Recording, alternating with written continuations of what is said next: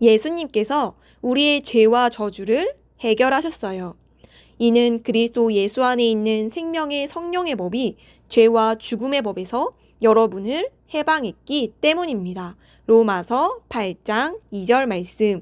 아멘, 할렐루야. 우리 본문 내용 한 목소리로 읽겠습니다.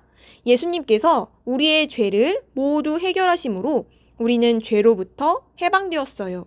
이제 더 이상 죄가 우리를 마음대로 할 수 없게 되었어요.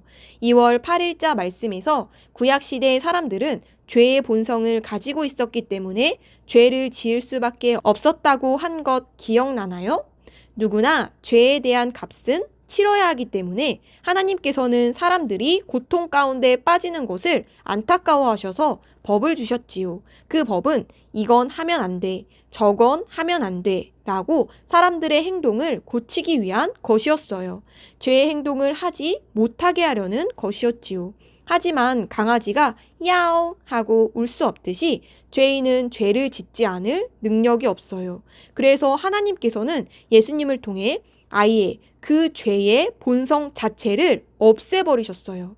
예수님께서 우리의 모든 죄를 지시고 십자가에서 죽으심으로 모든 죄의 문제가 해결되었어요. 이제는 죄와 죽음의 법이 아닌 생명의 성령의 법이 우리를 다스리게 되었어요. 예수님을 믿는 모든 사람들은 죄인의 생명에서 하나님의 생명으로 완전히 바뀌게 돼요.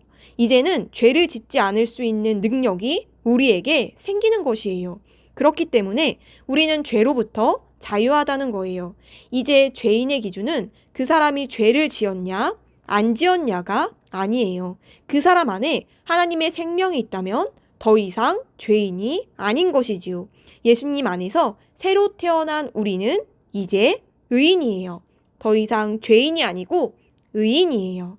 아멘, 할렐루야. 네, 여러분. 우리 오늘 말씀을 통해 예수님께서 죄의 저주를 완전히 해결하셨다는 것을 배웠어요. 여러분, 우리 이제 믿음의 길잡이를 매일매일 공부하며 성경을 읽기 때문에 여러분은 이 말씀을 잘 이해할 수가 있어요. 사람은 누구나 처음 태어날 때 죄인으로 태어나요. 왜 죄인으로 태어나나요? 무슨 잘못을 해서 죄인으로 태어나는 걸까요? 아니에요. 첫사람 아담이 죄인이기 때문에 죄의 본성을 가지고 있기 때문에 그 아담으로부터 태어난 모든 자손들은 죄의 본성을 물려받아서 죄인으로 태어나는 거예요. 잘못을 해서 죄인이 아니라 죄의 본성을 가지고 있어서 잘못된 일을 하고 싶고 잘못된 일을 하는 삶을 살아가는 거예요. 그래서 하나님께서는 사람이 이렇게 살지 않도록 의의 생명을 갖는 의인이 되는 길을 열어주셨어요. 그 길이 바로 예수님이에요. 예수님께서 우리의 죄와 죄의 저주의 값을 모두 치르시고 예수님을 주님으로 모셔드리는 사람에게는 예수님이 가진 의의 생명을 주셨어요. 그래서 우리가 예수님을 믿을 때 의인으로 태어나게 되는 거예요. 의인은 착한 행동을 해서 의인이 아니고요. 그 안에 하나님의 생명을 받아서 의의 본성이 있는 사람이 의인인 거예요. 그래서 그 본성답게 살아갈 수 있는 거예요. 하나님 앞에 언제나 바른 행동과 바른 말과 바른 선택을 할 수 있는 사람이 되는 거예요. 그 본성이요. 그래서 여러분이 이제 나는 의인일까? 죄인일까? 말씀을 통해 보니 나는 의의 생명으로 새롭게 태어난 존재네? 그럼 나는 의인이네? 이제 나는 의인답게 살아가야겠다. 이렇게 결심하는 어린이들이 되세요. 여러분 안에 의의 생명과 본성이 있지만 여러분이 이 세상에서 그런 죄의 본성을 가진 사람들의 삶을 많이 볼 거예요. 그래서 나도 똑같이 화도 내고 싶고 짜증도 내고 싶고 잘못된 일도 하고 싶은 유혹을 받을 수 있어요. 그런데 그때 여러분이 생각하는 거예요. 하나님의 말씀에 의하면 나는 하나님이 보시기에 항상 아름답고 선하고 좋은 것만 할 수 있는 의의 생명이 있는데 내가 내 생명과 다른 일을 좋아하고 유혹을 받고 있네? 그렇다면 이것은 내 본성과 다르니까 내가 그것을 거절해야 되겠다. 이렇게 생각하는 거예요. 이것이 바로 의의식이에요. 내가 의인임을 알기 때문에, 나에게 의의 본성이 있다는 걸 알기 때문에 의인으로서 살아가는 삶은 내가 매일 매순간 배우고 연습하고 나타냄으로 변화할 수 있어요. 그런데 이것은 내가 엄청 너무 힘들게 노력하는 것이 아니라 내 안의 본성이 나타나는 과정인 거예요. 전도사님이 이 이야기를 해주고 마칠게요. 여러분은 정글북이라는 책을 읽어본 적이 있나요? 아니면 영화를 본 친구들도 있을 거예요.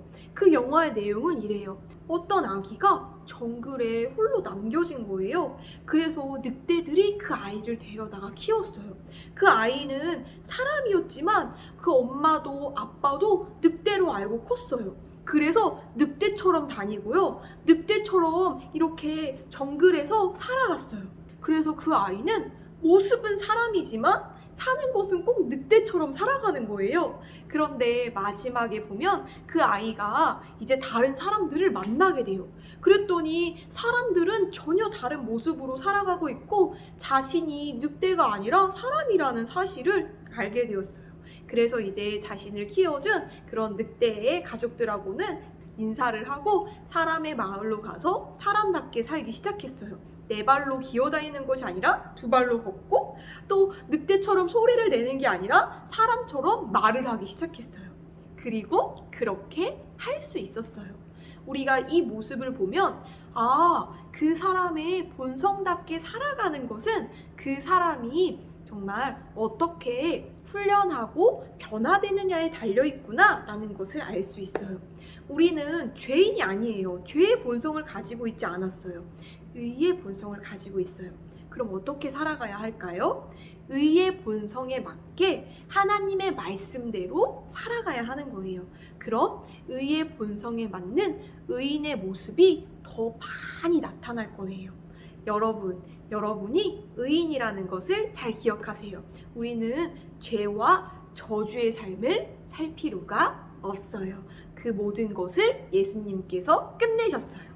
우리는 의인이에요. 할렐루야! 우리 함께 기도 고백하겠습니다. 함께 고백해요. 나는 하나님의 생명으로 새롭게 태어난 새로운 피조물이에요. 나는 이제 의인이 되었어요. 저에게는 바르게 행동할 수 있는 능력이 있고 바른 것을 선택할 수 있는 능력이 있어요. 아멘. 할렐루야. 우리 한 번 더 믿음을 담아 고백하겠습니다. 함께 고백해요. 나는 하나님의 생명으로 새롭게 태어난 새로운 피조물이에요. 나는 이제 의인이 되었어요. 저에게는 바르게 행동할 수 있는 능력이 있고 바른 것을 선택할 수 있는 능력이 있어요. 아멘. 할렐루야. 할렐루야. 할렐루야.